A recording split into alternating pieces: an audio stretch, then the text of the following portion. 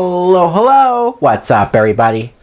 My name is Mike Brown, aka ReviewKingMB, and this is one of my easier ranking videos that I've done recently because it's ranking the DCEU movies. I know technically they're not EU, that's not the real name, but that's how I'm distinguishing them from any other DC movie. And they only have 5 movies in their universe, and we don't know the future of their universe. Sadly, we don't. Number 5, and this isn't because I think the movie sucks, although some people will say it does. I have it as number 5 because to me, it's at that spot for all of their movies that they have. Batman vs. Superman, Dawn of Justice. I have said this before, I will say it again. This is the only movie that when I first did my initial review, I thought I had to.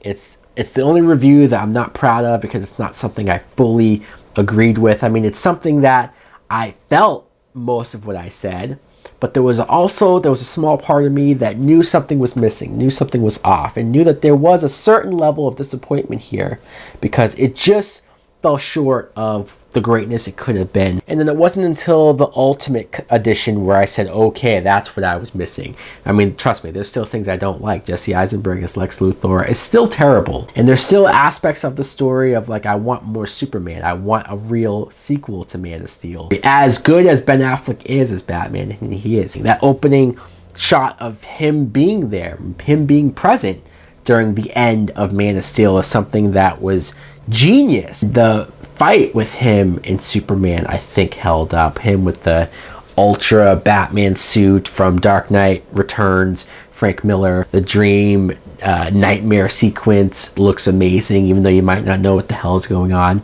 And the very last battle with Doomsday is something that I've been waiting to see in a movie. I would have preferred for it to be more build up and have more time taken to telling that story, but still we got it. And the fact that I can look at this DVD cover, a Blu-ray cover, and see the Trinity is something that finally. But number 4 is Justice League, and Justice League, it disappoints me. It should have been better. It should have been higher. It should be number 1 on this list. You have a bunch of characters coming together. Batman, Superman, Wonder Woman, those characters we know and care about. But Aquaman, Flash, Cyborg, we don't know much about them. You're missing Green Lantern. You're missing Martian Manhunter. You're missing all these characters that we could have taken more time, honestly. We could have taken another 3, 4, 5 years, but that's me. I could have been patient enough. We should have had more things in place to set this movie up, to make people care more, to make me care more. There was only certain moments of this movie that I loved. There's certain moments of this movie where I'm like, that's working. More of that, please. Superman and his resurrection and him fighting the Justice League is incredible. It is. The after credits scene of just Superman and Flash racing is like the funness that I want. Some people will say too little too late. Some people will say, whoa, wait, way too many CGI moments in here, way too much special effects. You want more reality, or you want it to look more real.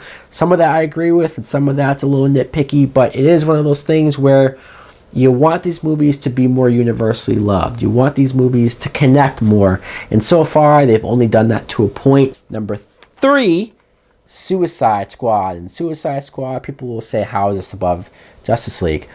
People will say this isn't even deserving to be on the list of any top whatever.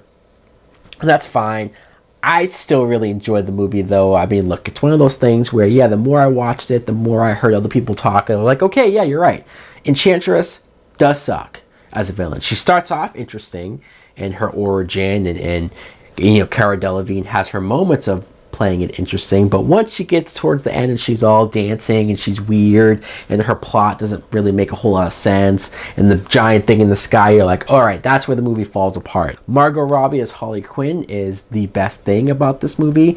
I've been dying and waiting, impatiently waiting to see Harley Quinn in live action, and we finally got it. Jared Leto as the Joker is hit or miss. I think he has moments where he's creepy, he has moments where his laugh works, and he has moments, and then there's other moments where I'm like, what? Ben Affleck not only going after Joker and Harley, which is something that I love seeing, that chase is like the animated series come to life, And it's moments like that that put this movie above probably where it should be, because I'm like, I never thought I'd see that in a movie. But then Batman going after Deadshot and in the alley with Deadshot's kid there, and him going to arrest him as opposed to killing people in Batman vs. Superman, because to me that's not Batman. Too much music? Maybe, but still the music does help shape some of the characters, some of the stuff going on. Number 2, I almost put this as my number 1. I did, because I love this movie. Who knows, maybe tomorrow this is my number 1 DCEU movie of all time. It's just Man of Steel. I'm putting it at number 2 because it's tough.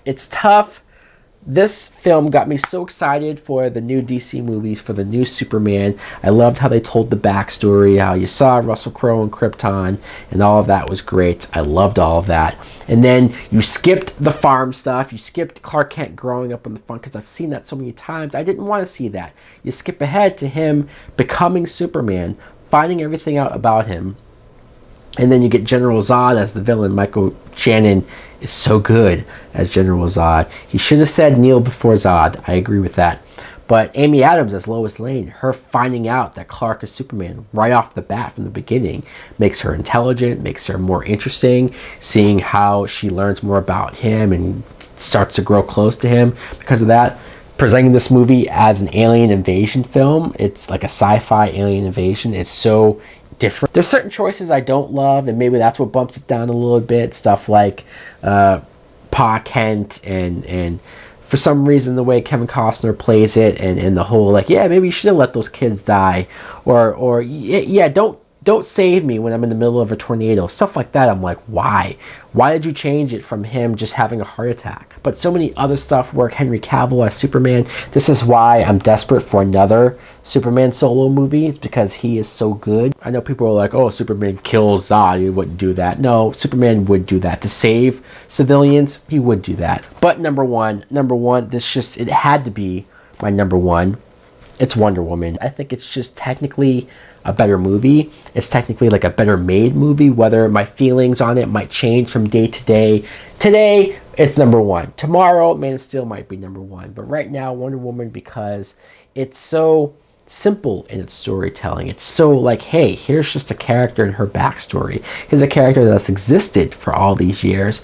And what I knew about Wonder Woman's origin, I was wondering, is this going to be dull? Is this going to be boring? Is this going to work? But they made it work. The mascara looked amazing. Just that island looked beautiful. The Amazons looked great. Gal Gadot as Wonder Woman, somebody who probably shouldn't have pulled this off, given her background and giving what you would think of like a model or something. And no, she defies those expectations. She surpasses the limitations people put on her. The fact that it's World War I, which is something that you never see really. Chris Pine as Steve Trevor, I loved him as well. Patty Jenkins is somebody that you definitely want to pay attention to when it comes to Wonder Woman and it comes to direction of a superhero movie. And the fact that DC beat Marvel to a female standalone superhero movie. So guys, that's my top 5 ranking of the DCEU movies. Did you like my list? Do you agree? Do you disagree? What's your number 1? What's your least favorite? Thanks for watching. Like, comment, subscribe. Later!